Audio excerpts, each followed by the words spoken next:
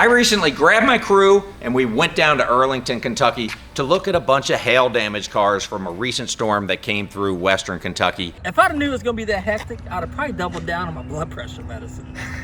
Our transporter just showed up with a trailer load of cars, so I have grabbed 2 of the more interesting units to make a video on. I know. I went to look at hail damaged cars, but I just can't help myself. I ended up with 2 water damaged cars, but they do both run and drive. So let's break them down. First of all, we got a 2022 Kia K5 GT line. And this is the car I was most excited about when we left the auction. We found it, we found the Kia. One of the 2 cars that I was kind of pumped about. It's a flood car, ride and drive flood car. They are very cool cars, and I've never had a GT line before. So at first glance, I had checked it out really close at the auction. I'm going through it now. I'm like, okay, does it have any damage on it? Is it still the same car that I looked at down there at the sale? It looks pretty good. Except, of course, the front bumper's got some damage on it. Looks like our standard Copart forklift damage. You know, I really should start putting an allocation in every one of my cars for about 500 bucks for Copart forklift damage, but I didn't. The inside of it looks just like I remember it. I always love a flood car that still smells like new leather. That's a great thing. When I started it down there, it did not have any lights on the dash. Airbag, okay. Still the way I remember it. So nothing's changed. We just got a little bit of forklift damage on it, but otherwise, everything still works. We don't have any lights. So this is gonna be a good one. This should be a quick flip. Hopefully, we'll get this car out of the shop by the end of the week. Let's check out the Turbo Subi. This is a 2023 WRX, nicknamed the Swamp Life. This guy was living the swamp life. His car is now a flood car. And, it even smells like a swamp. Which I just can't get over that nickname because, of course, it kind of ended up in a swamp. The body on it. Always curious if it's still in the same condition as it was at Copart, and it's looking good. And the front bumper is actually in good shape. It does not have any forklift damage. So that's encouraging. The one thing I do remember about this car is it stunk. It smelled bad. Did that go away? Oh, God, no.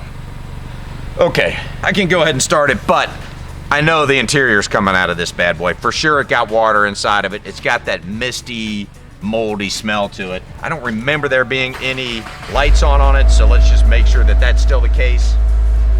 We've just got a brake light, which is the emergency brake. Yeah. So that's good. The car still seems to be in nice shape, electronically and mechanically, but the interior's got to come out of this thing. If we're lucky, we can get it up on the rack system, have it dry out in 2 or 3 days, possibly get it back together still this week. Still very encouraged. I like the cars when I saw them at the auction. That's why I bought them. Let's take them through the process and get them out of here. All right, so the first one up has got to be the WRX. She has water inside of it, and that's a big no-no. I don't want any cars sitting around here with water inside of them because it's just going to sit there and keep doing more damage.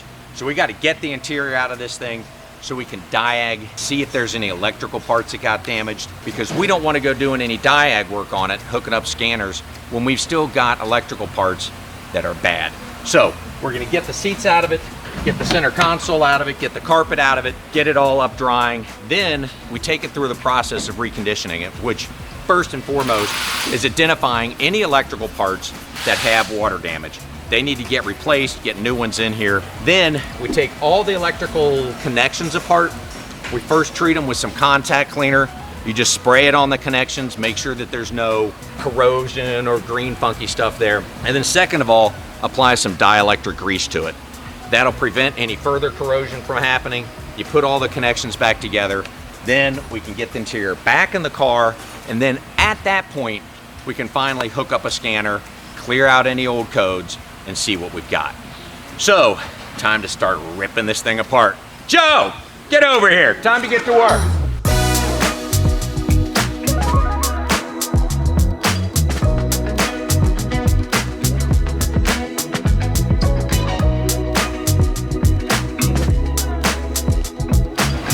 Now, it's time for the Kia.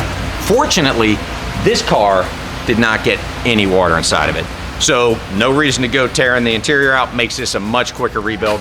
We're going straight to the frontline checklist. Joe's already started tearing into it, so let's see what he's got. He's got all the wheels off of it. We did not have to put back brakes on it. I can see these are still the original, which doesn't surprise me. The car's only got 31,000 miles on it, and rear brakes are usually good for at least 50, sometimes as much as 70,000 miles. So that's no surprise. The front does have brakes. Looks like we put pads and rotors on it, which again is consistent with 30,000 miles. Looks like you're wrapping up an oil change here. Yes, sir. How'd the rest of it look? The rest of it looks pretty good. Oh, don't start saying that. You're getting me excited. I'm looking forward to driving this thing. You can take the first spin if you want. It's official. You've heard it from Joe. I get to drive Boost God Jr. home tonight.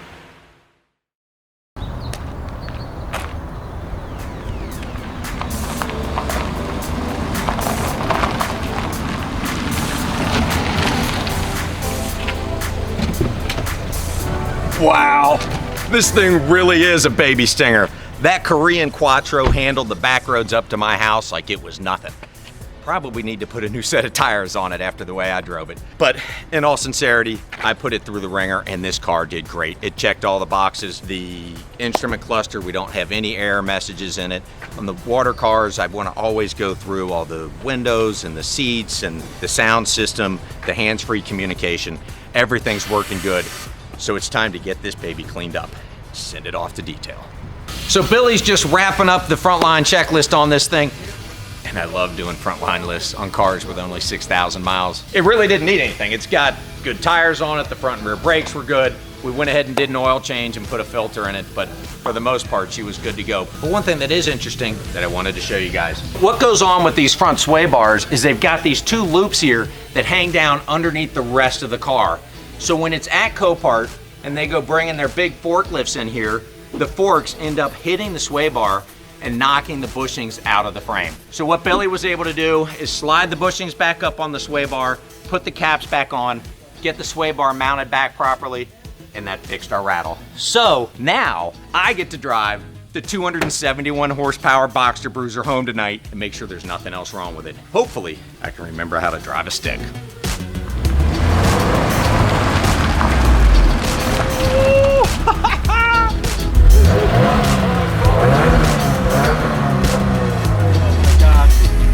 I'll tell you what, WR Sexy here is one fun car. I see why it's so popular with this younger generation of males, because it rides nice and smooth, it's got plenty of power, it's fun to go through the gears and shifting. Just a nice riding all around car. I didn't find anything wrong with it. You know, I ran it through my checklist when I was driving it. We don't have any error messages or lights on the dash, so she's good to go to detail. Let's get her sent off, see what we can get her looking like. I love it when a plan comes together, and this plan has come together very nicely. Both of these cars are finished and they're headed off to the sales lot, and it has been just over 1 week. Yeah, that is awesome. When the toughest thing we had to do was pull the carpet and the seats out of this car, that's a good day. That's an easy job. We can get them in and out quick. We weren't chasing any gremlins, weren't chasing electrical issues. We didn't have random codes that we couldn't figure out in the computer systems. So both of these cars were quick fixes. And for those of you that watch the channel, you know I love a quick fix. And this GT line, what a cool car this is.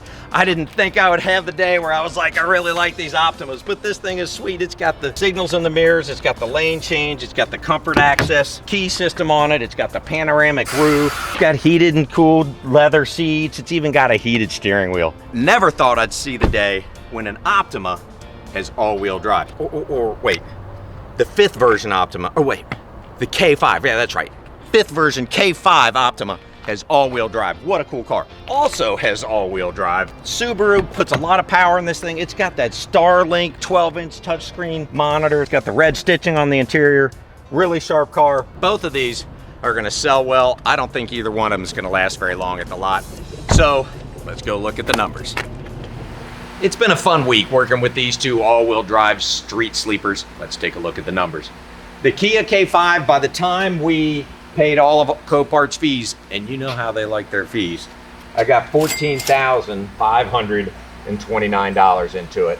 And on the Subaru, $17,067. Both the cars came with the same transporter. He charges $250 per car, so they're the same. The storage We had got the Kia actually the week before, so we had some storage on it. It was $220, whereas the Subaru only had $30 in storage. The labor was better on the Kia, $340, just doing that frontline checklist, where it was at $600 on the Subaru. The additional labor taking that interior in and out and doing some sanitizing. The Kia had some parts as well, $550 on parts, where we're at $380 on parts on the Subaru.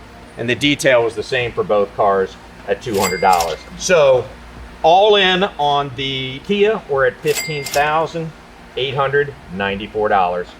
For the Subaru, $18,527. The Kia though does move faster. That Kia's only staying on the lot for an average of 45 days, whereas the Subi is up around 60 days.